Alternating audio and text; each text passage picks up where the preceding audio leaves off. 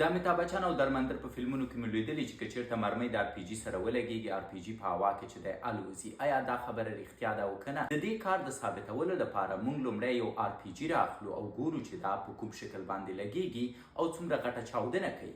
کله مو چې ولیده چې هو موږ کولی شو د دې د سرعت عکاسي وکړو، د هغې نه وروسته چې دی موږ غواړو دا تجربه سره سمه ترسره کړو او د دې لپاره موږ RPG منظم د پړي سره تړو او په دې شکل یې جوړوو چې هغه مستقیم په مرمۍ ولګېږي او د بل طرف نه د مرمۍ دپاره منظم ځای جوړوو چې کله RPG ورنږدې شي مرمۍ مستقیم په دې RPG ولګېږي او کله چې دا کار کیږي موږ ترې نه دا زده کوو چې بلې که چیرته یو څوک وشي کولی چې څوک یې په RPG ولي او دا په مرمۍ باندې چې دی هغه RPG مستقیم وولي نو RPG په هوا کې الوځي پرته د دې چې دا سړی له منځه یوسي.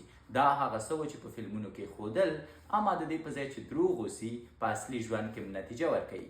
اما لطفا دا کار هېڅکله تجربه نه کوئ. اوس یو ضدي راپورته کیږي، وینا زه یې کوی شم.